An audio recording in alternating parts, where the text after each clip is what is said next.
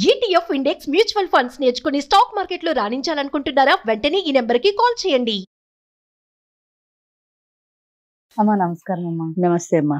అమ్మా ఇప్పుడు మనం చూస్తే ఇప్పుడు పెళ్ళి అవుతుంది ఆల్రెడీ, హస్బెండ్స్ కానీ లేదంటే ఒక రిలేషన్షిప్ లో ఉన్న అంటే ప్రేమించుకుంటున్న ఒక అబ్బాయి అయినా కానీ ఆల్రెడీ ఒక అమ్మాయితో ప్రేమలో ఉంటాడు. ఇక్కడ వేరే దగ్గర చూసుకున్న ఆల్రెడీ భార్య భర్తలు వీళ్ళు బాగానే ఉంటారు.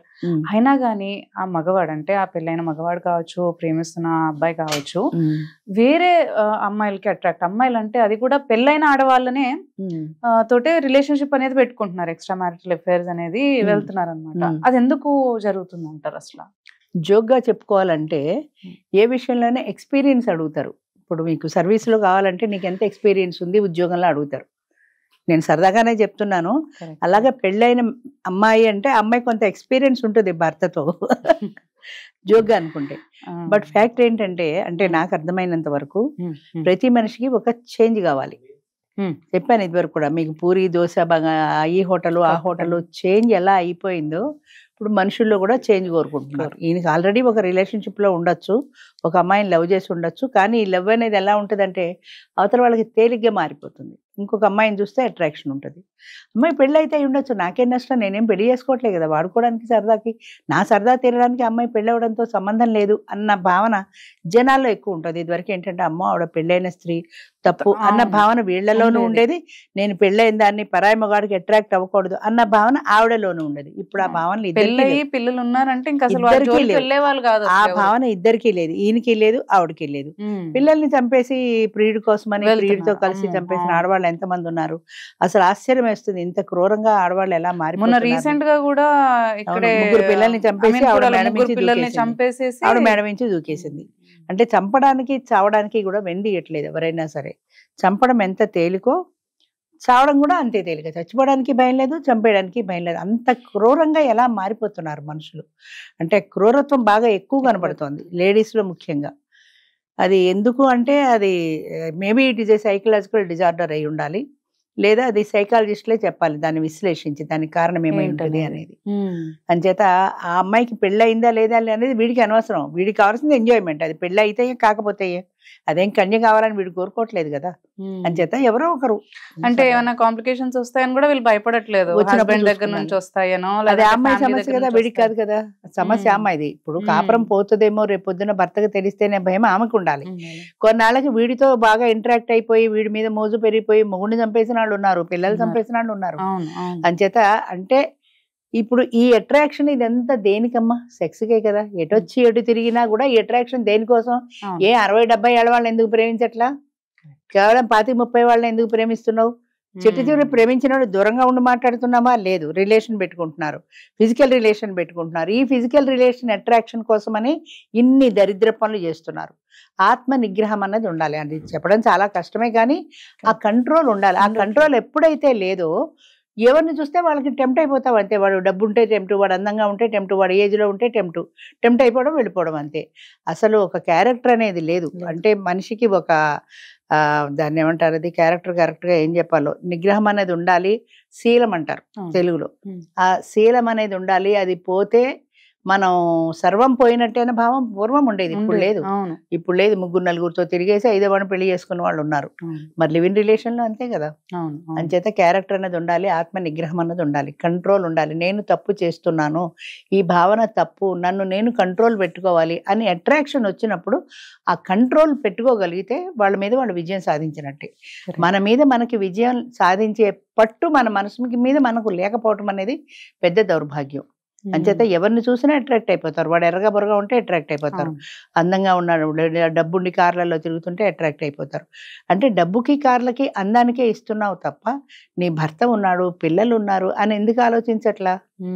ఇప్పుడు చాలా మంది సీనియర్ సిటిజన్స్ ని మ్యారేజ్ చేసుకుంటామని చాలా మంది చెప్తూ ఉంటారు. పెన్షనర్ ఉన్నాడంటే మ్యారేజ్ చేసుకుంటామంటారు. నువ్వు ఒకప్పుడు 60 ఏళ్ల వాడికి 20 ఏళ్ల వాళ్ళని ఇచ్చి చేసిన రోజులు ఉన్నాయి మన దేశంలో. ఎందుకంటే అక్కడ ఆడవాళ్ళకి వేరే ఆప్షన్ లేదు. అంచేత 60 ఏళ్ళవాడైనా 70 ఏళ్ళవాడైనా పెద్దవాళ్ళు చెప్తే తలంచు తాళి కట్టించుకోవడం తప్ప తిరగబడి నేను చేసుకోనని చెప్పే స్వతంత్రం లేదు ఆడదానికి.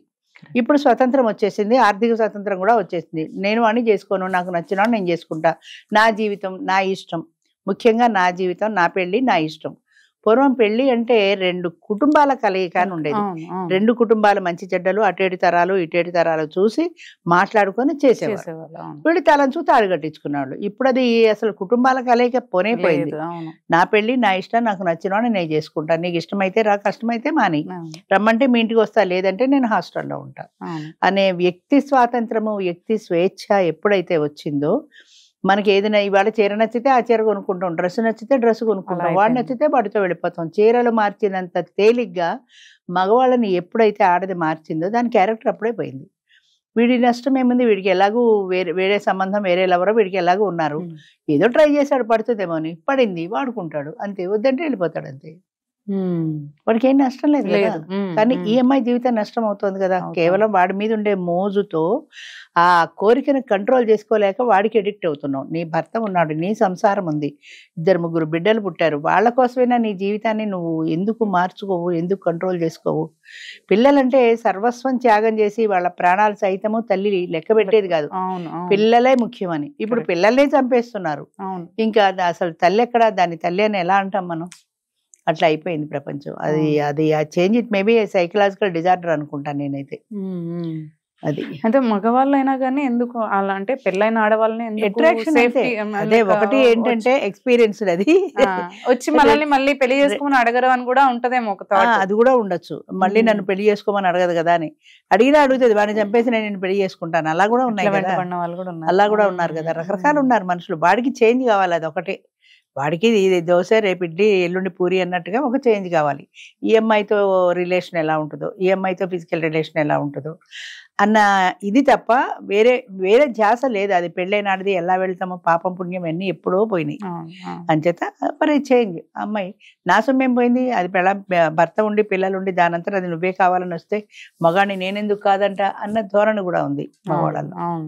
అంచేత అది ఆడవాళ్ళకి ఎక్కువ నిగ్రహం ఉండాలమ్మా. ముఖ్యంగా ఏదో పూర్వం సామెత చెప్తారు చూడు, అరటాకు ముళ్ళు మీద పడ్డా, ముళ్ళు అరటాకు మీద పడ్డా నష్టం అరటాకే అన్నట్టుగా ఆడదాని జీవితంలో ఏది నష్టమైనా నా జీవితమే నష్టం అవుతుంది అన్న ఆలోచన ఆడదానికి ఉండాలి, నిగ్రహం ఉండాలి. వాడు అసలు నీ దగ్గర ప్రపోజ్ చేయడానికే భయపడే స్థాయిలో ఉండాలి.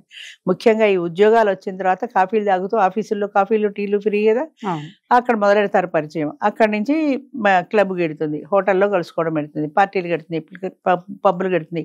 వాడు నాకు చీర కొనిపెట్టాడు, వాడు నన్ను సినిమాకి తీసుకెళ్ళాడు, ఇంతే అనుకుంటుంది. కానీ నా మొదటైతే ఇవాళ ఖాళీ లేదు, వచ్చే వారం చూద్దాంలే అన్నాడు. లేకపోతే అస్తమానం ఏదో సినిమాలైనా అని తిట్టాడు, వాడు నన్ను తిట్టలేదు, వాడు ఎవరో మొన్న చెప్పాను చూడు రక్తాక్షరాలతో నాకు లవ్ లెటర్ రాశాడు. ఇప్పుడు అసలు లవ్ లెటర్సే పోయినాయి అనుకో. అంచేత ఇలాంటి అట్రాక్షన్కి లోన్ అవుతున్నారు. భర్త అనేవాడు, భర్త కానీ భార్య కానీ ఒకరి మీద ఒకరు అంత విపరీతమైన ఎఫెక్షన్ ని ప్రదర్శించరు. మెయిన్లీ ఐ లవ్ యూ అని వీడు గులాబీ పువ్వు ఇచ్చినట్టు భర్త రోజు రోజు గులాబీ పువ్వులు ఇచ్చి ఐ లవ్ యూ అని చెప్పడు కదా. అంచేత అయితే వాళ్ళు కష్టం వచ్చినప్పుడు నిలబడతారు నీకోసం, నేనున్నాననే భరోసా ఉంటుంది. వీడి దగ్గర ఉండదు. నీ అవసరం తీరేదాకా ఉంటాడు, అవసరం అయిపోయాక నీ సమస్య నీదే అంటాడు, వెళ్ళిపోతాడు. అది మర్చిపోతారు. వాళ్ళు చెప్పే కళ్ళబొల్లి మాటలు నమ్మి వాడు తీసుకెళ్లిన పార్టీలకి, పబ్లకి, క్లబ్బులకి, హోటళ్ళకి టెంప్ట్ అయ్యి వాడు నన్ను బాగా చూసుకుంటున్నాడు అనుకుంటారు. ఎన్నాళ్ళు బాగా చూసుకుంటాడు, ఎన్నాళ్ళు చూసుకుంటాడు? నీ జీవితాంతా నేను చూసుకుంటాడా? ఇన్ని కబుర్లు చెప్పినోడు రేపు పొద్దున ఇంకో పెళ్లి చేసుకుని వెళ్ళిపోతాడన్న విచక్షణ ఆడదానికి ఉండాలి. అది లేనప్పుడు ఇలాంటి బురదలో పడుతూనే ఉంటారు. దెబ్బతిన్న వాళ్ళు దెబ్బతింటారు అంతే. థ్యాంక్ యూ అమ్మా.